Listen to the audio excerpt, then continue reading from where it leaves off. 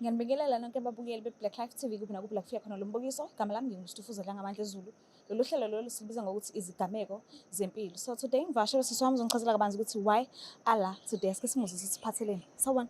Sawubona sisi njani? Ngirayithi wena kunjani? Ngiyaphila nami. Ngicela ubulisa ababukeli emakhaya mase sitshela igama nesibongo. Sanibonani babukela emakhaya, mina igama lami ngiuNamhla kaNdlovu. Ngisuka eStenga ngokuhlala. Manje ukhulele khona futhi? Ngikhulelanga khona. Oh okay. So benjani impilo ukhula? Impilo ibinzima ngikhula. Ibimnandi actually, but then kwahamba kwashuba ngenxa yomakhelwane abanomona. Kazi benzani kodwa Nkosi yami omakhelwane iza nazo? Okay, so ngisakhula nje bekile ngane le etholo straight A nje ngihlakaniphile esikoleni ngithola ama-awards ngihamba ama-vacation nothisha. Kumnandi nje esikoleni ku-right. So ngifunde up until grade 12. Ngithe mase ngifunda i-matric kwaqala kwaba nenkinga-ke. Esikoleni ngaqala ngokuthi ngiqale ngizele eklasini mefundisa ngizele ngizumeke ngithi ngiyavuka sekwenye i-period ngingazi nje kwenzakalani. Ngingasho futhi ekhaya nganakho zintsha mhlawumbe ama-matric sifunda kakhulu. Alright sharp. So mekuqhubeka ekhaya benothisa ukuthi esikoleni bese sengayi nje straight. Ngivuke nje ekuseni ngigeze ngigqoke i-uniform ngihambe ngiyohlala ephakhi ngifundise ngizizwe ngathi nguthisha imiqondo nami bekhona ukuthi nje nguthisha.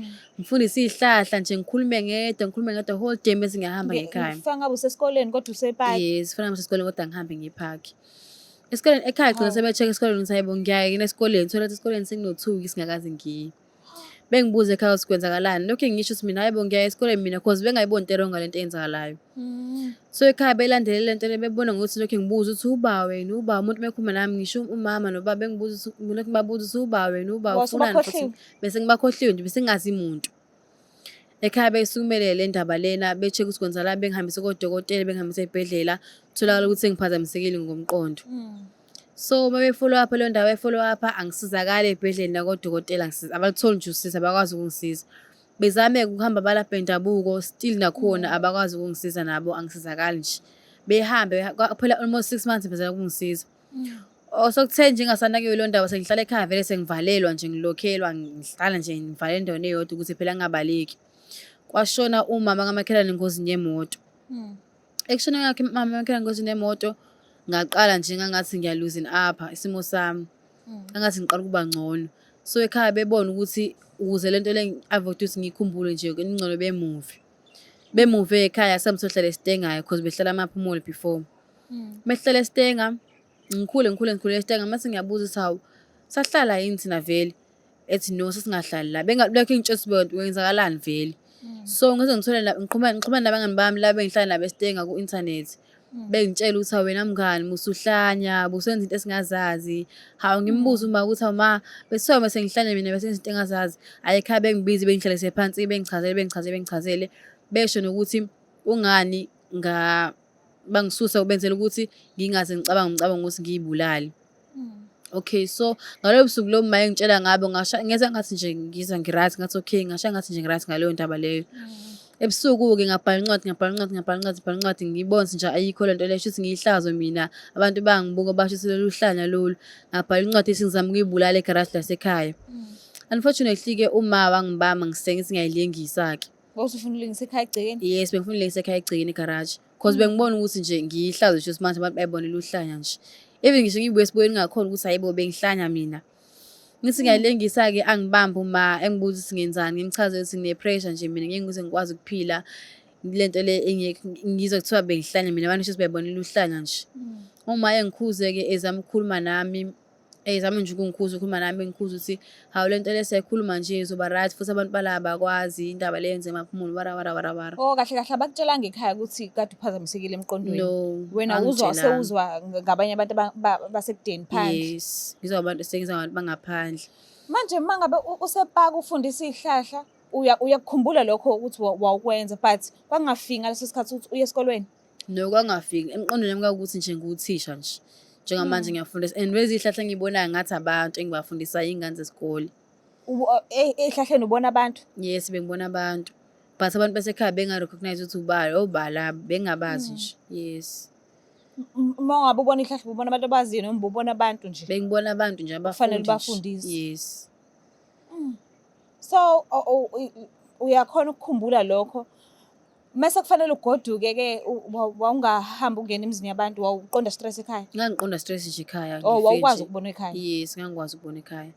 Into ebengasayenzi nje ukuthi ngesikoleni. Sure. So abazali-ke okay labantu labo njengoba uqonda ekhaya ubona abantu ongabazi futhi nakhona because uyabuza ukuthi uba wena ubani wena. Yes. Wawubona ngazuthi kwenzakalani? Cha nje emqondweni wami ngi-confused nje ukuthi obala bafunani futhi kumina. Kodwa Like futhi ungafiki ukuthi uhambe uyobheka umndeni wakho. no, kwangingafiki nje. Ngangingabanaki nje actually.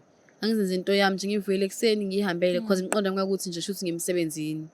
But ngangigqoke iy'nifomu. Ibuhlungu lento. Ngiyacabanga yibo sewuzwa nje ukuthi abantu bekuchazela ukuthi kade uthi ungekho right. So laba abakutshelayo-ke kwawabantu aba-close kangakanani kuwena?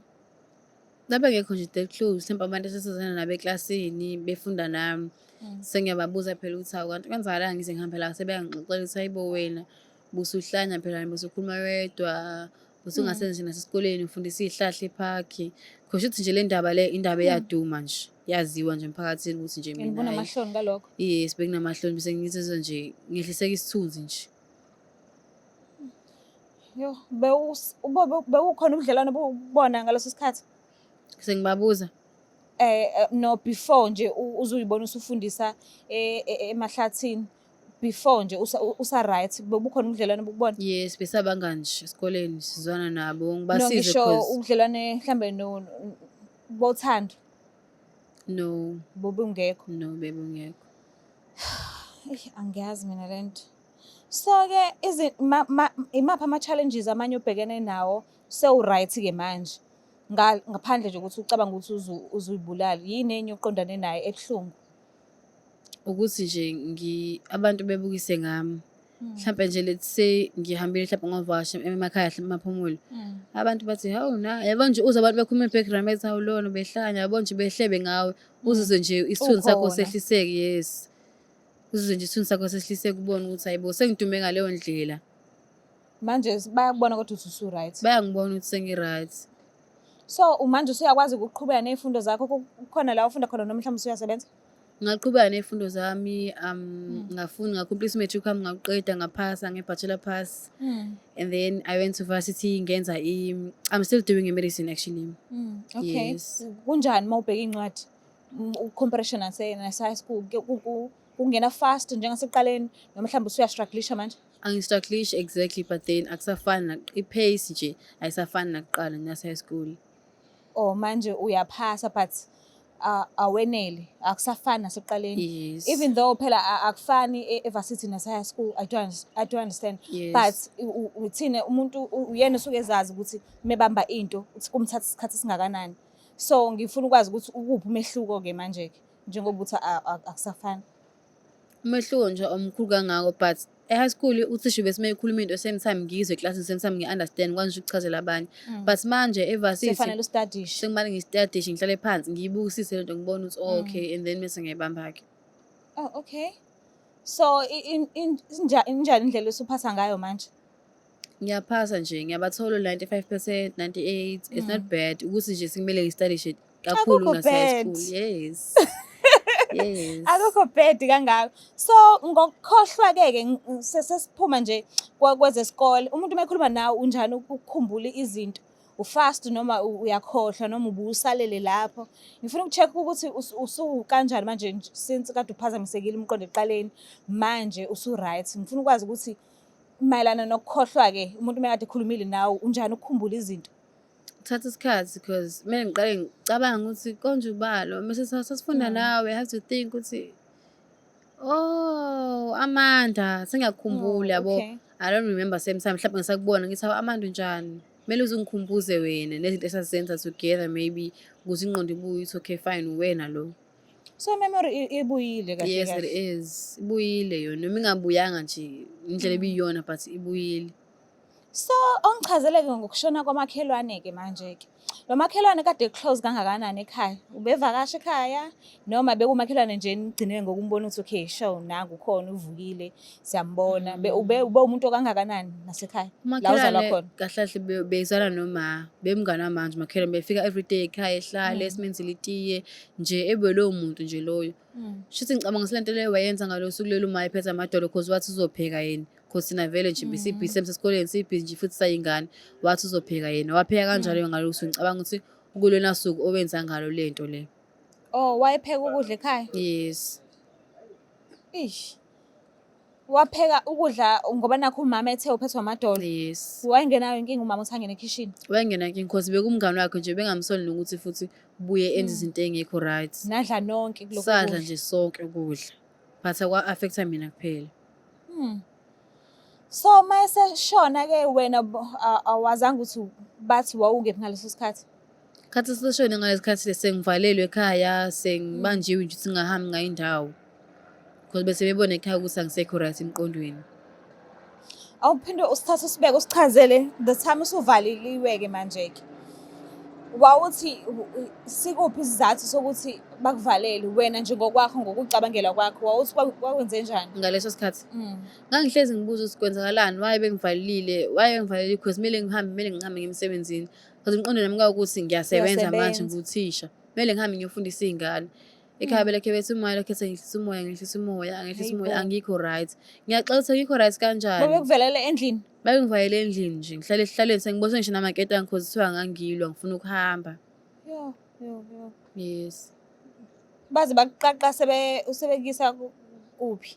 Baze bangiqaqa. Senimove ke seniya la uhlala khona Sesimuva manje. sesitenga yes. Nakhona mawufika baphinde bakubopha futhi. No bese ngingconywana cause makhelwane baseshonela I think lento le ibisiqala ukulosing up nakumina.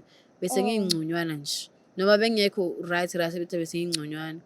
Base bangiyisa kumuntu owangisiza wayikhipha ke lento. Umuntu wesiZulu. Yes. And yena uyakucacisa yini ukuthi umama wamakhelwane lo? Yebo uyakucacisa. Oh, okay. So manje nento ebambekayo ukuthi uyena. Yes, but ayikho into esayenza cause seshonile yena. Kazi wafasa ini kodwa Nkosi yami. So umakhelwane lo wayenabo abantwana? Yabo benabo abantwana abafana ababili nentombazane eyodwa. Ukhona obecishe lingane nawe mhlambe ni share isikole noma igrade noma yini? Yes, ukhona bengifunda naye eclassini. Ubenza njani yena nje ngempaso yakhe? Like eclassini. Be-right nje kodwa ube umuntu ongathi uyabona umuntu ongathi akumonela nje kubuka kabi uzisho mekishilo ukuthi wena i-highest nje ecasuke nje ebe nayo attitude nje leyo yes. Kodwa bekalicele usizo ke ngoba nakho mhlambe uyasho ukuthi bewufast kakhulu when it comes to incwadi khona into bakucele ngayo ukuthi ucela umsize nje. No, even ngisho kuthiwa abangani bakhe bayeza kumina bazocela usizo bezothi hayi ngi-right mina ngiyazi lento leyo ngilifuna usizo laloyo. Yabona nje umuntu okanjalo ethi hayi ngi-right yabona ngisho ufuna umsiza wena ethi hayi khuleka ngiya-understand. Thothi futhi uphinde futhi mhlawumbe ethe 20% kuyona. Ngiyazi ukuthi sometimes siyasibazonda abantu abasenzile izinto ezibuhlungu. Noma ngabe kuthiwa umakhelwane-ke usashona but umndeni usasenawo and ngiyathemba ukuthi bangase bayibone le video. Imaphi amazwi ongafisa ukwadlulisa kubona? Amazwi engifisa ukwadlulisa kubona mayibona le video lena ukuthi nje engifisa bekwazi ukuthi sengadlula kuyo le ndaba le cause ngasizakala futhi nomuntu oyengenzile lento lesiwadlule emhlabeni naye. So ngeke ngize ngilibambe iqhubu ngilibambele ingane cause ingane ngathi beyingazi lutho. Azazi lutho. So usudlulile lapha. Yes, sekudlulile. Yes. Ungathini kuxwayisa ekhaya abantu ngomakhelwane sidla yonke into yabo omakhelwane si-close nabo. Akulona futhi icala because umakhelwane udlula ihlobo kahle because mawukhala manje yena ukuzwa kuqala ihlobo zile kudeni zifika ngamuva yena umakhelwane sefikile. Usefana nomuntu okufanele abe close kakhulu because ulave leduze. But ungathini nje ukuxwayisa abantu ngomakhelwane babo? Engakusho nje kubantu omama especially ukuthi ngisho ngathiwa umngani nomakhelwane wakho ungamsondezi kakhulu futhi ungajwayeli ukuthi umfake ekhaya lakho ngoba umazi singaphakathi ucabangani ngawe nezingane zakho. Awumazi futhi uzizwa kanjani ngempela ngawe. So umakhelwane nje mxwaye ngaso sonke isikhathi. Ungamzondi kodwa mxwaye umgadi umqaphele ungamfaki futhi ekhaya lakho futhi ungamsondezi kakhulu nomndeni wakho because umakhelwane bayingozi. Sabonga kakhulu usivakashela kuhlela lethu. Ngiyajabula ukuthi right. Yebo sisi, ngiyabonga nami. Niyazibonela-ke nani babukeli lapha emakhaya ukuthi ungamzondi umakhelwane, mthande, but ungabe usushera yonke into, ungabe usuxoxa yonke into naye aze azi izinto ey'ningi ngawo, cause awazi noma ukufisela into enhle noma akakuthandisisi kahle hle, noma unomona noma unani. Siyacela ukuthi izinto zenu ezi-personal niy'gcinele kunina. Ungamzondi umakhelwane, umthande. Ngicela ukuthi ungakhohlwa ukusubscribe, ulike, ushare. Ngiyanithanda kakhulu. Bye.